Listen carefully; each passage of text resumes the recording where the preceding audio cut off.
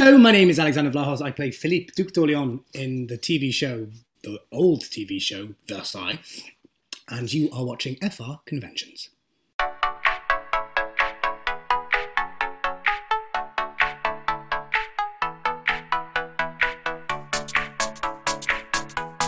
Oh, brilliant. Okay. So, Evan is... So there's this guy here. See the one with the tongue sticking out and the little like that. Because Evan is always to this day is the person that makes me laugh the most. He's so funny, and every day on set with him was a joy. And the little anecdote is he's going to be my best man at my wedding.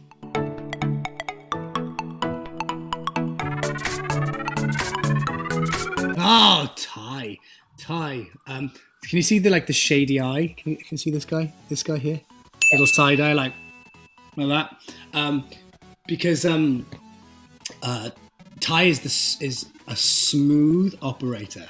So Tygh Runyan compared to Fabian's this quiet non-speak, but Tygh Runyan is like a god. He's a smooth operator. There's one anecdote for you. There's a place in Paris called Silencio, which is I think David Lynch's nightclub in Paris.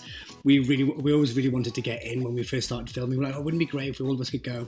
And Tygh disappeared for like 10 minutes and came back and was like, we're in. We were like, what?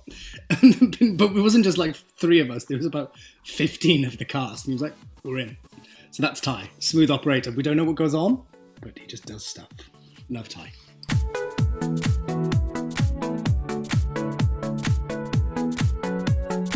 Stuart Bowman. Yeah. Kind of like, I'm going to go with the angel just up here because I have so much respect for Stuart. He's yeah, I love Stuart to pieces, and also I think his my favourite is not really an anecdote, but Stuart Bowman's voice is very sexy.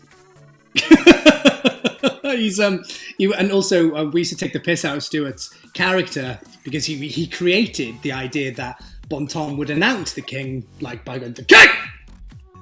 So when we got the opportunity to sort of mimic Bontemps in season 2, we had to sort of take the piss, and Stuart had no idea. That was a complete ad-lib from an improvisation from Evan from the script to say the king. So there's your anecdote.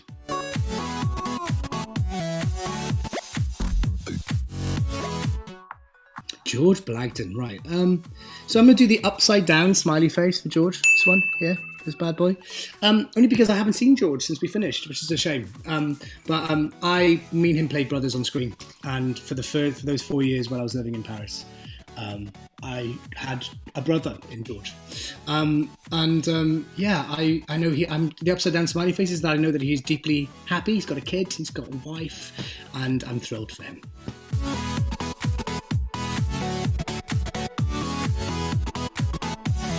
I love Anna Brewster. So Anna Brewster is this bad boy.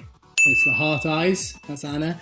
Because when I first met Anna, she'd just gone to. We were both at the Eurostar in London, King's Cross, about to come to Paris, and we just met, and we were going to go for our costume fittings.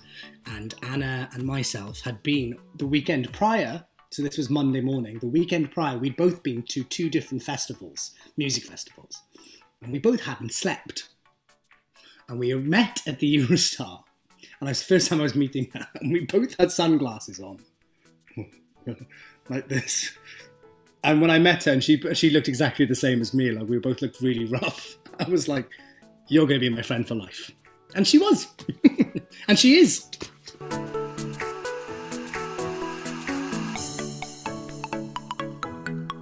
Maddison Jaizani, who I love. So let's go with this one. Let's go with Oh Cool, because since I've met Maddie, I met Maddie when we all met Maddie. This was one of her first acting jobs. Incredibly young, incredibly naive, and I've just seen a career. She's a fucking superstar, and yeah, the one anecdote that I have about Maddie is that she would text you while you were on set, while she was on set. So your phone would go in your coat, and she'd be like, "Hi."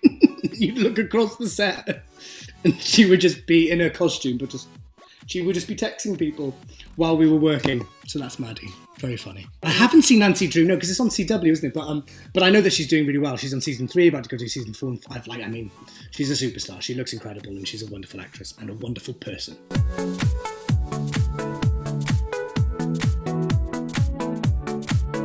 Lizzie Brocheré. So, I want to find this one.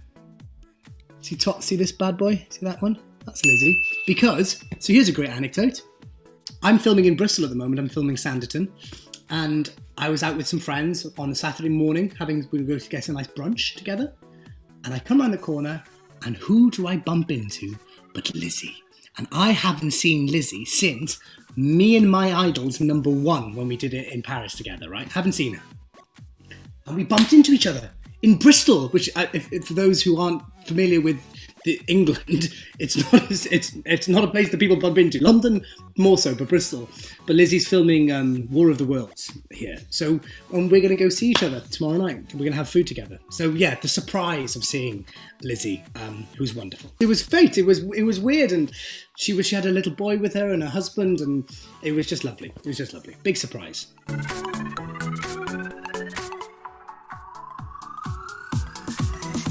Jessica Clark. Oh, God, this is Jessica. Whoa! There you go. That's Jessica, because she was she came into Versailles with a lot of pressure. You know, everyone sort of really did love Henriette and Noémie's performance, and she had to sort of really fill that void. But she was such a breath of fresh air, and yeah, she's great. Big fan of Jessica. A wonderful theatre actress and TV actress, but she's done so much great work on stage, and I miss her very much.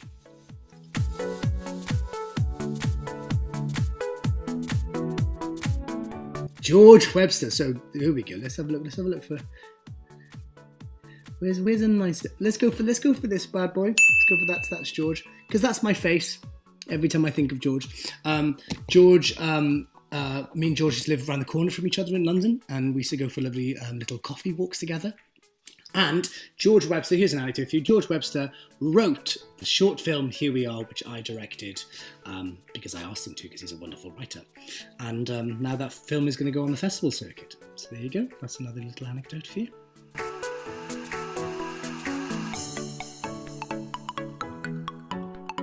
Eliza, let's do this. Let's find a crazy. Oh, there we go. So let's do this one. That's Elisa.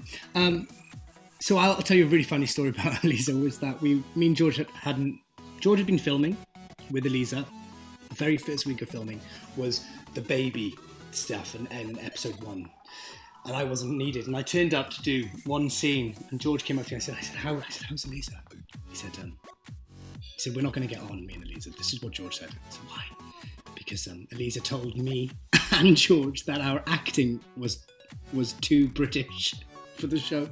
That's the first thing she ever said to me. I said, how are you? She said, you both need to change your acting because it's too British. But since then, we talked it out, and we became really good friends. But that was the first meeting of Elisa was when we were too British. Which is true, because we both are. We were coming onto a very, very multi-million-dollar, multi-euro pound show, global show. Me and George had just done some British shows. We had no idea, really, what we were getting ourselves in for. Was it turned out all right in the end? I think she had a point, I think she had a point. I think we were trying to make it something that it wasn't, because the show had never been... Versailles was the first proper multi-international show with all these actors from everywhere, and I think me and George were trying to make it The Crown when it wasn't The Crown. It was Versailles. But yes, there we go.